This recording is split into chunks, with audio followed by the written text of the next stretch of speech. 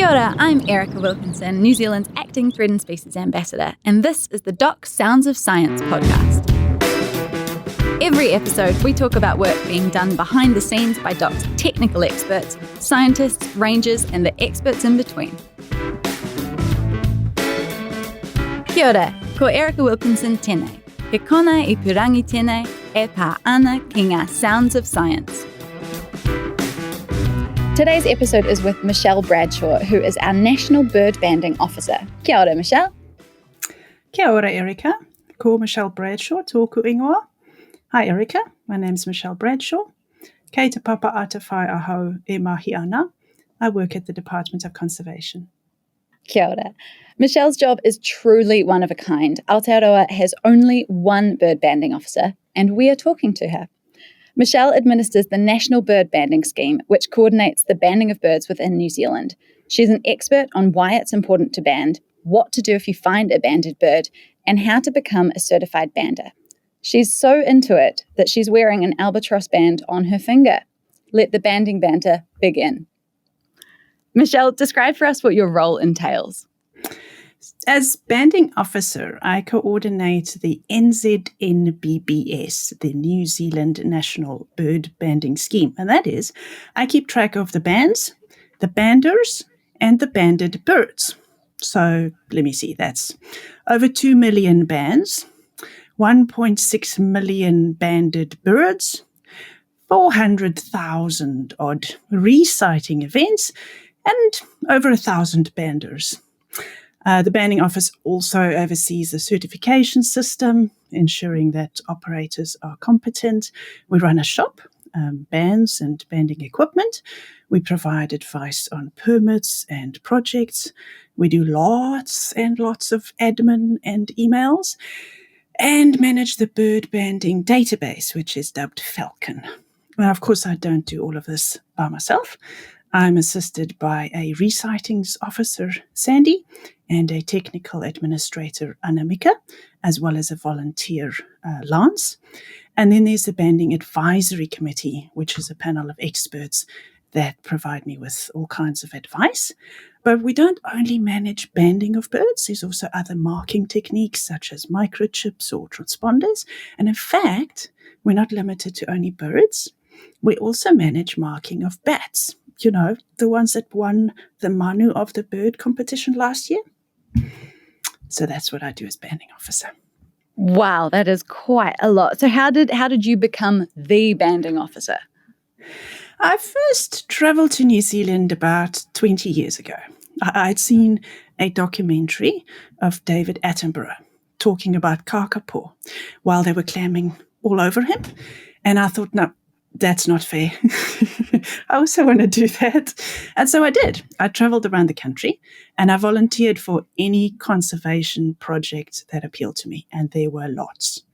So some of the volunteering I did includes kakapo on Whenuaho Codfish Island, takahe on Maud Island, yellow-eyed penguins in Dunedin, grey-faced petrels, oi at Bethel's Beach, Te Hinga, volunteering at the Wingspan Birds of Prey Trust in Aotearoa. It was wonderful. I mean, I could just walk into a doc office and say, so what needs doing around here? And in Tiana, for instance, they said, yeah, well, we could really do with some help for somebody to check the stoat traps in the Murchison Mountains. And so I did. That's actually where I saw my first takahe at Lake Orbell, where they were rediscovered in 1948. I really liked the conservation ethic, and all I wanted to do was one day work for Doc. Don't we all? Well, I persisted for many years, and in that time I did conservation volunteering around the world and other fantastic places, and I was delighted when eventually Doc offered me the position of banding officer in 2016. And I'm pretty sure that my original volunteering played quite a large role in that appointment. What a career. That is an incredible start. Would you suggest volunteering as a really good road into conservation? It sounds like that's a great way. Absolutely. If anybody is wondering whether conservation work is for them, go try it out. There are so many wonderful opportunities in New Zealand, and in fact, we rely on volunteers to do a lot of the actual on-the-ground conservation work. It doesn't actually have to be volunteering in the field. You could even volunteer collating data, doing scanning of old archived records, which is what our volunteer in the banding office does. And so even if you want to be a desk jockey, you could still be conservation volunteer. You don't have to be out digging holes or killing stoats, etc. That is good to know. And if people don't know where to start, do head to the volunteer part of the DOC website. So what is bird banding and why do we do it? Tell me about that. I would say bird banding is a bit like a number plate on a car. It provides an individual identification. It has letters and numbers on it on a little metal plate. And that's the same as what we do with birds. So, for instance, if you see 5 sparrows in your backyard one day, and you see 5 sparrows there the next day, and the day after that you see 10 sparrows, how many sparrows are there in your backyard? 20. Yeah, exactly. So the individual identification is what allows us to know for certain if it's the same bird that's been seen again or not. And of course, you can't always read that teeny tiny little number on the little metal band. They're not quite as big as car number plates as the bird flies around. And so sometimes we add color bands to aid in identifying birds without having to recapture them. Okay, so what do the colours mean? Well, it's not as though green means this birdie likes eating green grubs and, red means he likes red berries or something like that. Actually, a specific colour could be used to mark, for instance, all the robin chicks that were hatched in Zealandia in a given year. If they're all given a yellow colour mark over the metal, and the next year they use a different color, then that would be called cohort marking. So all the birds of a particular cohort or a particular year or even a particular area could, for instance, be given a similar color. And then when you were to see them again, you'd know something about that bird without even needing to look up additional information. But you can also use several colors, and the combination would tell you the identity, the individual identity of that bird. So when I run banding workshops for school children, and this is from kindergarten through to high school, we have all the kids color band themselves with these colored strips of cardboard on their legs. And they learn that you report color bands, left leg, top to bottom, and then right leg, top to bottom. And that's the bird's legs, not your own legs, but in this case, it's their own legs that are color banded. And even 4-year-olds know the names of colors. They know it in English and in Te Reo. It's amazing. And most kids know left from right. And so they all run around and they pretend to be birds and they record one another's unique color combinations. It's great fun. But it's a nice way to teach them how to do the recording of color combinations and how important it is to ensure that those color combinations are unique. Otherwise, we won't be able to know which bird we're looking at. And the kids are also really quick to learn the first rule about bird banding. Don't do it. Which sounds a bit unintuitive, doesn't it? So the first rule about bird banding is don't do it unless there's a purpose, a permit, and competent people. And all the data are submitted to the banding office.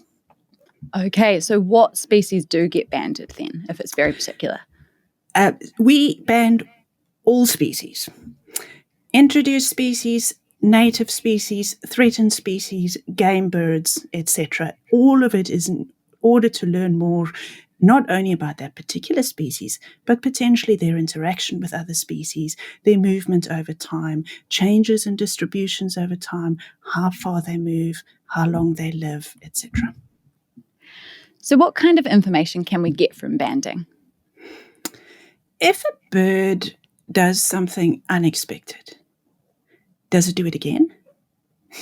Have you ever heard of a banded dotterel? A banded dotterel that's been banded. Right. So there's a bird from Wellington named Pup, P-A-P, due to the letters on his flag, which is easy to spot from a distance without needing to catch this bird. So Pup was reported having a holiday during lockdown in 2020 in New Caledonia. Now, we know lots of Kiwi folk like going to the warmer islands during winter, but it was assumed that banded dotterels are vagrants to New Caledonia. They only visit occasionally. So when Pup was reported to us from New Caledonia, we thought maybe he was blown off course on his way to Australia, or he's lost. We're not going to see this poor bird again. And then he returned to Eastbourne to nest with his partner, P-E-Y. And so he wasn't lost. And you know what? He went again in 2021 to the same spot at Nakuta Coin in New Caledonia without his partner. And we've just had news that he did the same trip again this year, there and back. So, if he was just a banded dotterel and not a banded dotterel, we'd be none the wiser. That is fascinating. And do other banded dotterels do that, or is that a real specific to Pap? Well, we know it's specific to Pap because he's a banded dotterel. Okay. Other banded dotterels that come and go, we can't be certain whether they're the same ones or not. Of course. And the godwards, you band them as well, don't you? Tell me about that. Yes. So a lot of what we know now about birds were actually first figured out through bird banding. So the Bartailed godward or kuaka, they don't like winters. So they spend the summer here in New Zealand. And then when winter approaches, they fly via China to Alaska. And they go and breed there in the Northern Hemisphere summer. And then after breeding, they fly 11,000 kilometers nonstop, directly back to New Zealand. They can't land on water. They can't sleep while flying. 8 days nonstop, 11,000 kilometers. When they get here, they promptly fall asleep. And this was first worked out by researchers in Alaska watching banded birds depart. And this was before the days of, WhatsApp, etc. But they probably would have sent a message to the researchers here in New Zealand saying, this bird has just left now. And then they start the countdown. And then you have the wader researchers in New Zealand watching when they arrive here. And they can say that exact bird, there was a particular godward with a flag E7 that had done some amazing trips. And when they arrive here, then they can tell their counterparts in Alaska, yes, this bird has arrived. And they still do that, both the birds as well as the bird watchers.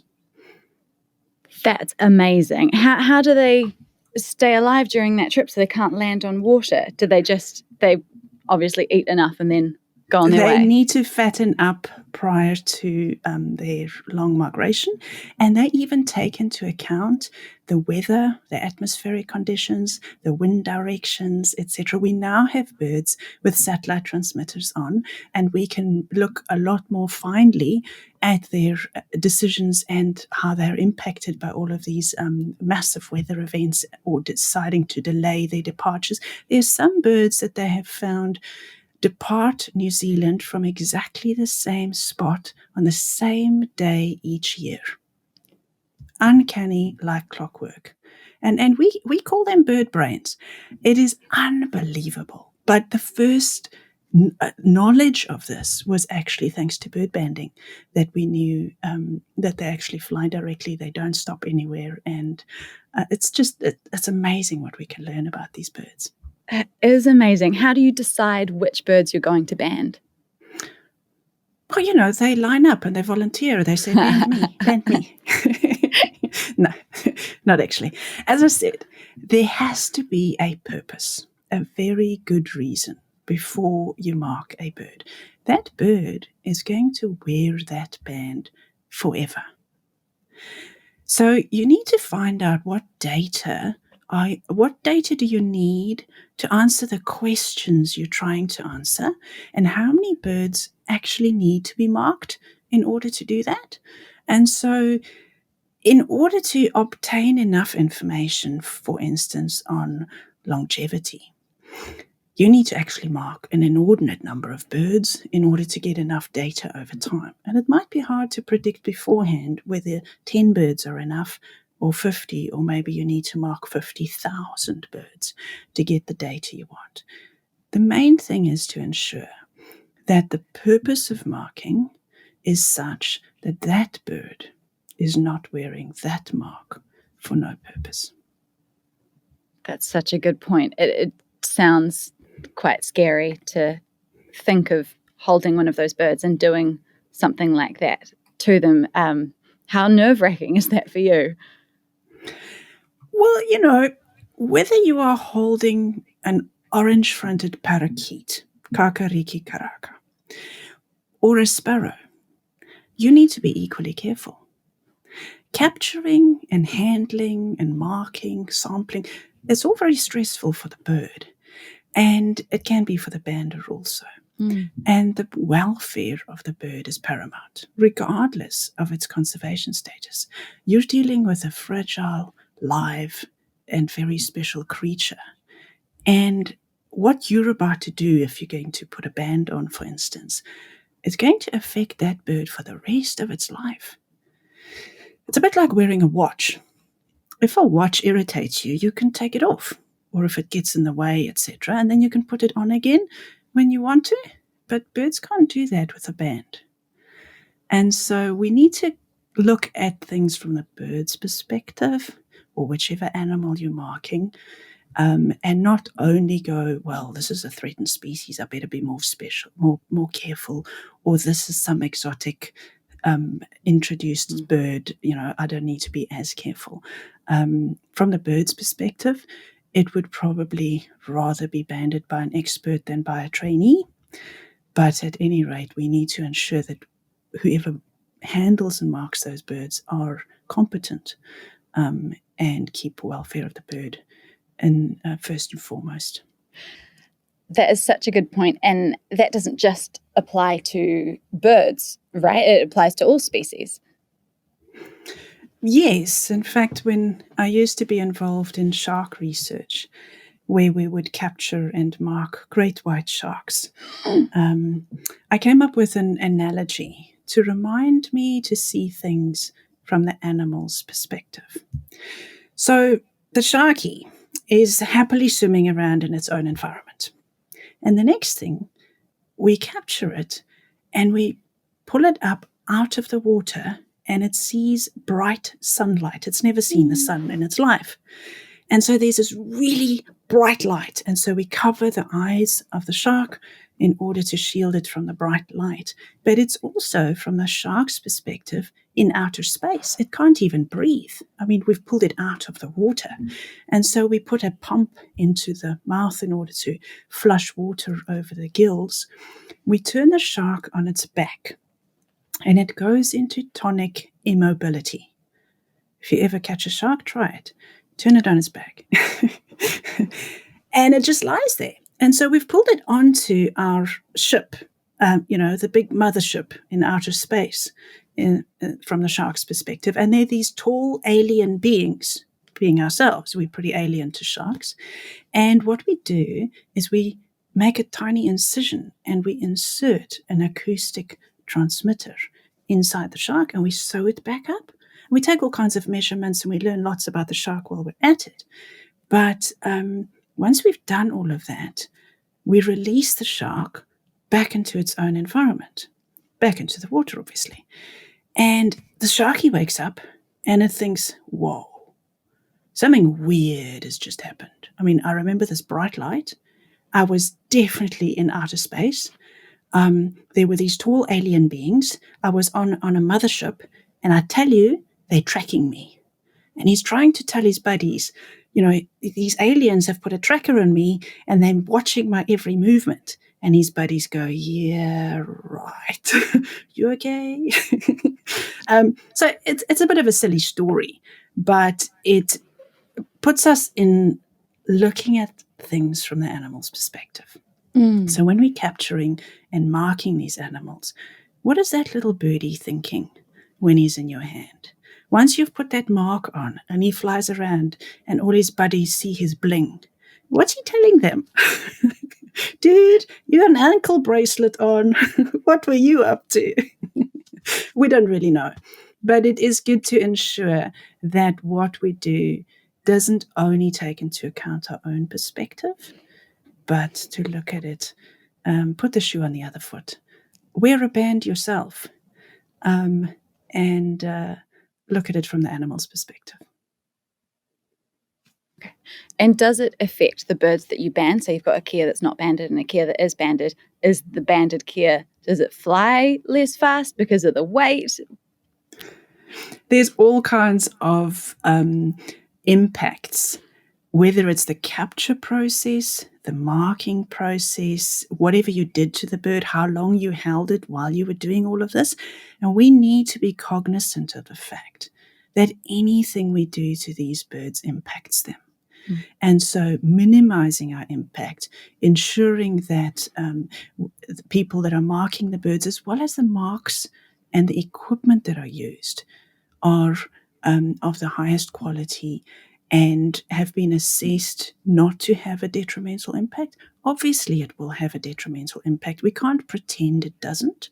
And so that's also why the first rule of bird banding is don't do it unless there's a good purpose and a permit and certified operators, as well as the data coming into a centralized database. Because even if you mark that bird and you did it beautifully according to best practice and there's a purpose to marking it, etc., if the data are not held in a central repository, then when that bird is ever recited again, most often by members of the public who report it to us, and that's incredibly valuable data. If we don't have the record of the first marking of that bird, it was wearing that mark for nothing. It can't contribute to our broader knowledge. So pausing before marking is the best approach. Brilliant. Well, it sounds like it's a very careful and thought through process. And like you say, the first rule is don't do it. That brings us to training. I was pretty fascinated to learn that you actually have 3D printed legs for learning. Tell us about that. Yeah. When people ask, "Oh, can I come and have a look at your legs?" I get some strange looks. But to be clear, these are 3D printed bird legs to give trainees something realistic to practice on. So I've also made puppets to attach the legs to make it a bit more like holding an actual bird. And do you make them really unpredictable? Well, yeah, I've tried really hard to make them poop and bite and struggle, but real birds are way better at that. So, I mean, people have used twigs or spaghetti sticks, etc., to practice bird banding, which is brilliant, even dead specimens. So I thought that having a real leg, but maybe not a stinky dead one, would be great to practice on, and we could even post them around the country on loan. For people to, practice, and then they post us the legs back.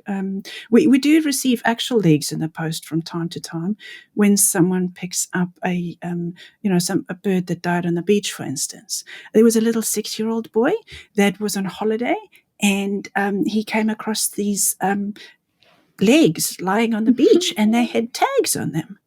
And one of the tags, every single band has an address on it. And the address at the moment says Send Doc, Box 108, Wellington. So he wrote us a beautiful letter. He said, "Dear Doc, we were walking on the beach and we found these legs with tags on them. And one of them said, 'Send them to you.' So I am." But he sent them legs and all, not just the bands. So Sandy, our resightings officer, receives these letters in the post. No. You first sort of want to feel, are they squishy or not? So generally we only need the information on the band, the numbers. Photographs would be marvelous. You may keep the bands. I don't suggest you keep the legs, and we don't really need them either. But we do have these 3D printed legs that people can use, if they want to practice attaching and removing bands. Oh my gosh, I'm just imagining the people at New Zealand Post as that got sent through. Oh, that's a lovely thought and trying to do the right thing. That's really cool. That reminds me of the vet, Kate McInnes, that we had on this podcast a long time ago, who accidentally tried to send a packet of Dorito chips, a photo of them, back to the company. But because she's a vet for docs, she had many things on her photo reel, including dead birds. And so she sent to Doritos a photo of a dead bird saying, "I found this in a Doritos packet. What are you going to do about it?" I can imagine that quite a few people get traumatized by the process of conservation. If you think of your doc career, can you tell me about a memorable discovery? We often say that every band tells a story. We have over 400,000 stories and counting. There's one particular story about a banded titi, Sooty Shearwater, that secured compensation funding for Rakiura Mari. So the story of the Big South Cape Islands titi outlines the value of a banding system. Now, several of these islands around Rakiura, Stewart Island, were infested with rats, threatening the titi numbers and the iwi's ability to harvest the birds. Now, zoot across to the opposite side of the world, in 1998, the release of bunker fuel by a vessel, the TV Command, off the coast of the USA, killed thousands of seabirds. And amongst over 1,000 birds that washed up dead on the Californian coastline, so picture this, icky oil-covered birds dead on the beach, 11 of those birds were titi. And one of those had been banded at a New Zealand breeding colony by Otago University. And because the band actually says New Zealand stamped on it, it provided a crucial link as to the provenance of these birds, where they had come from. So this particular bird, Z27231, carried this band 11,329 kilometers, only to die in an oil spill. But it was not wearing its band in vain. Our long-term data set had the original banding record in, and this banding data was used in a court of law, resulting in compensation funding as a fine of over $600,000 that was then used to rid the rats from the Titi Islands through the Rakiura Titi Restoration Project. And this would not have happened in the absence of banded birds. And it indicates the value of data curation, having a good data set of banding records, as well as how active protection, a treaty principle, can be carried out. That is such a bittersweet story and a sad outcome for one bird. But like you say, there are 400,000 stories. And I wonder what else has happened that's kind of incredible. Is there anything, there must be so many things that are quite strange that you've observed through banding. Can you think of any? Well, we need to keep in mind that banding is for us as humans to tell the difference between birds. The birds don't read one another's bands to tell who's who, as far as I can tell at least. So I worked with a captive population of African penguins, and there was one really fat bird called Zesty.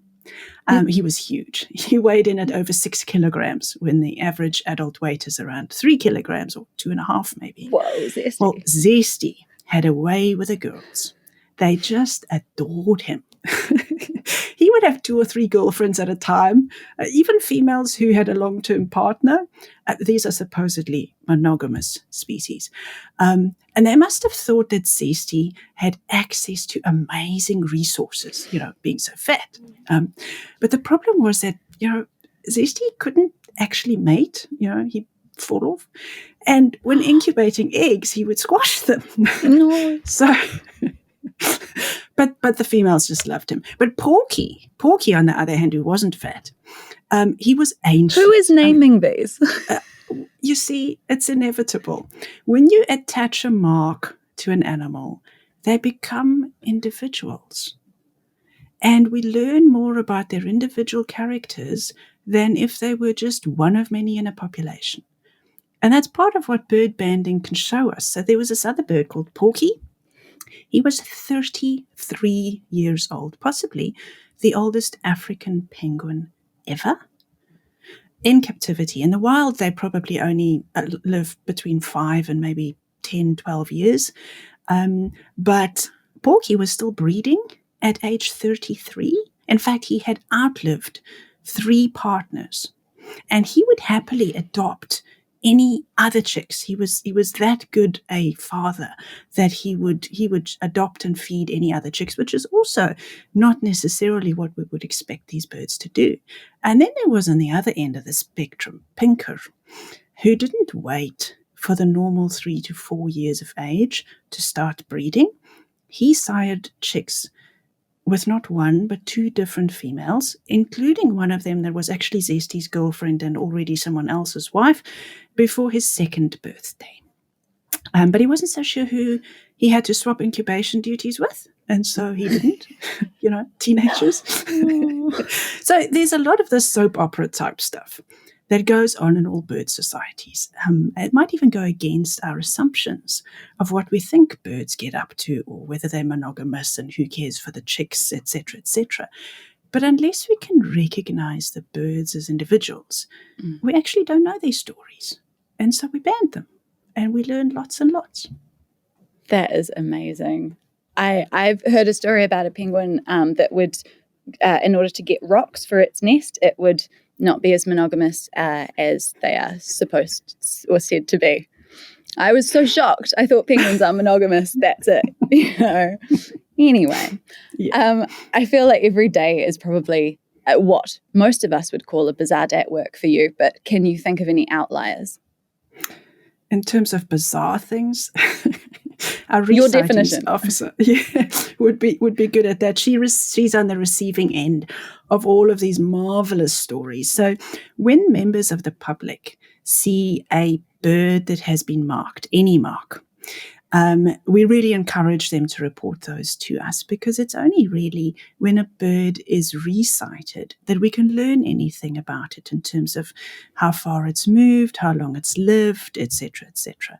And so we receive all kinds of stories, sometimes not even of marked birds. There was one memorable one of an email that we received about somebody that said they saw a Kia, a big green thing, looks like a parrot, a young one, maybe only a year old, but unfortunately it was deceased on the roadside.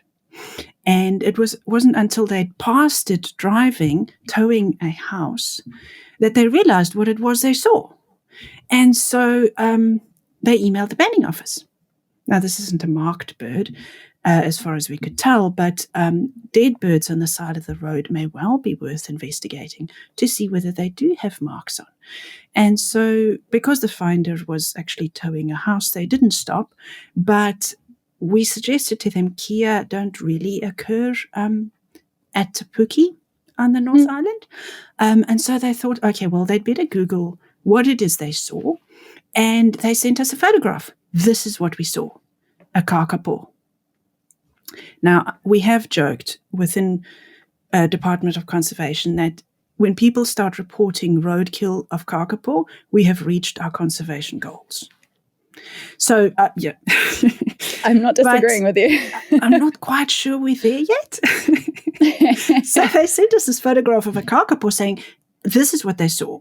And they're going to return to the spot to see if it's still there. And with a little side note saying, I think I need to educate myself on NZ birds. So off they went to go and find this kakapo on the side of the road. And they were so disappointed, absolutely gutted. It wasn't there. I mean, they were so certain. They walked up and down the side of the road trying to find this bird that they saw and they didn't. But hopefully through all of this and them now understanding that we actually have a banding office and a banding scheme, and their understanding that they should learn a little bit more about New Zealand birds. Despite their disappointment and saying it was very, very bizarre and they really, really wanted to report it. If you were to find something, no matter how bizarre, please tell us about it. There may well be something in it that we can learn from or that you can learn from. So the thought was there, which is great.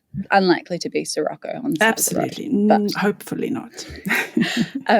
we've had some wonderful 0800 Doc Hot ones that I always want to just tell people about because they're so brilliantly funny. Someone called saying, you've got to come around, there's a penguin on my roof. And Doc was like, penguins can't actually fly. And they're like, well, this one can. It's on my roof. Just some of my favorite stories, but really good to call it in anyway, because you're right, there might be something in it. Is there a favorite conservation conversion fact that you tell people to get them hooked? I would say I don't work in conservation. I work for conservation. It's not just a job. And after all these years of volunteering around the world, I still continue to volunteer. And it's knowing that you're making a difference that gets people hooked. If they're curious, go give it a try. Even if it's just volunteering. See whether you want to work in conservation or whether you want to work for conservation. But just remember, it's not just a job. It'll take over your life. That's such a good point. What kind of volunteering do you do at the moment? Mostly, ironically, for the banding office. So as I said, you could do volunteering by sitting behind a desk. Yeah. And one of the things I thoroughly enjoy is now that we have a new centralized bird banding database set up that is openly accessible for our banders to submit data. My biggest thrill, and it doesn't sound like conservation, but for me it is when banders submit clean data sets. I don't like dirty data. And so a lot of my volunteering is cleaning dirty data. Ooh, satisfying. So dirty data would be, for instance, if you want to know what dirty data might look like, when somebody reports a re-sighting record of a banded bird on a date prior to that bird being banded, or a doubly dead duck. Did you know? I mean, there's some ducks that just keep dying over and over and over. When we should tell someone. Like 9 lives of a cat. So ensuring that the records we keep are valuable for comparison with 30 years ago, 50 years ago, and that we have a clean data set that people can use in the next 20 and 50 and 100 years' time. If we're looking at change over time, whether it's climate change impacts or distribution or the improvements that we're bringing about through our predator control efforts, we want to be able to compare data sets at different points in time. We can't do that if we don't have all the data in one place. And we can't have much confidence in our data unless we ensure those records are clean. So I enjoy cleaning data. So instead of getting a courier bag and sending it to you, what should I do if I find a dead or an injured banded bird? First thing would be to contact your local doc office, especially if it's an injured bird. But if it's a banded bird, don't capture the bird just to read the band number. Take photographs if you can. And report the band number and the details to the banding office. And on our Falcon app, we have a sightings form that steps you through how to report this, and that's at app.birdbanding.doc.govt.nz.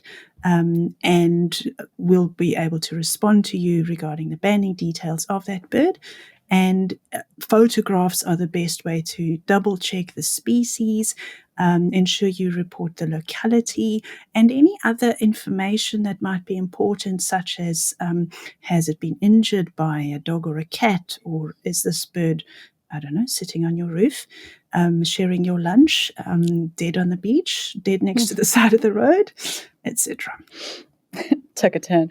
Okay, that's brilliant. And how do I go about getting myself some 3D legs or going to a banding workshop should I want to become a bird bander like 1,100 people in New Zealand?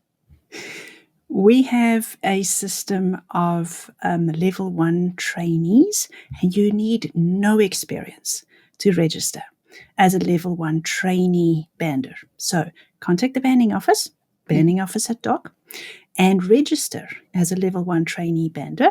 But remember, bird banding isn't something we do for our entertainment.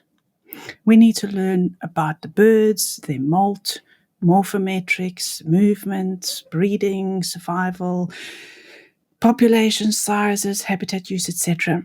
We band them in order to gain this knowledge. We don't band them because it's a fun thing to do for ourselves. So if you'd like to contribute to all of that, then by all means, learn to become a competent bander. Just be prepared to put in the effort. It can take months or even years, and you can't learn bird banding through attending a workshop or a course.